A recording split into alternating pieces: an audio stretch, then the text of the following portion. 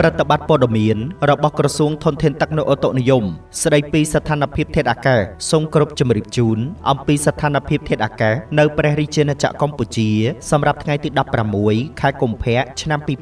2026របបខ្យល់មូសុងអេសានដែលបក់លើសមុទ្រចិនខាងត្បូងអាងទន្លេមេគង្គសមុទ្រកម្ពុជាមានឥទ្ធិពលលើព្រះរាជាណាចក្រកម្ពុជាស្ថានភាពបែបនេះនឹងធ្វើឲ្យធាតុអាកាសចាប់ពីថ្ងៃទី16ដល់ថ្ងៃទី18ខែកុម្ភៈឆ្នាំ2026 1. តំបន់វាលទំនាបសីតុណ្ហភាពមធ្យមអបបរមា22អង្សាសេនិងសីតុណ្ហភាពមធ្យមអតិបរមា34អង្សាសេខ្យល់បក់មកពីទិសឦសាននិងទិសបូមានល្បឿនមធ្យម2ម៉ែត្រក្នុង1វិនាទីខេត្តបន្ទាយមានជ័យបាត់ដំបងសៀមរាបកំពង់ធំកំពង់ឆ្នាំងកំពង់ចាមត្បូងឃ្មុំពោធិ៍សាត់កណ្ដាលតាកែវព្រៃវែងស្វាយរៀងនិងរាជធានីភ្នំពេញពុំមានភ្លៀងធ្លាក់ទេ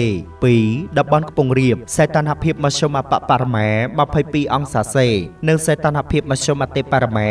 33អង្សាសេខ្យល់បក់មកពីទិសឧត្តរនិងទិសឦសានមានល្បឿនមធ្យម3ម៉ែត្រក្នុង1វិនាទីខេត្តកំពង់ស្ពឺនិងតំបន់ជួរភ្នំក្រវាញអាចមានភ្លៀងធ្លាក់ជាមួយខ្យល់កន្ត្រាក់ក្របដណ្ដប់លើផ្ទៃដី 10% ចំណែកខេត្តប៉ៃលិនឧត្តរមានជ័យព្រះវិហារក្រចេះរតនគិរីស្ទឹងត្រែងមណ្ឌលគិរីនិងតំបន់ជួរភ្នំដងរែកពុំមានភ្លៀងធ្លាក់ទេ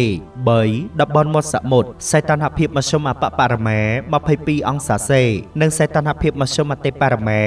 34អង្សាសេខ្យល់បក់មកពីទិសនិរតីនិងទិសអាគ្នេយ៍មានល្បឿនមធ្យម5ម៉ែត្រក្នុង1វិនាទីខេត្តកោះកុងព្រះសីហនុកំពតកែបនិងជួរភ្នំបូកគោអាចមានភ្លៀងធ្លាក់ជាមួយខ្យល់កន្ត្រាក់ក្របដណ្ដប់លើផ្ទៃដី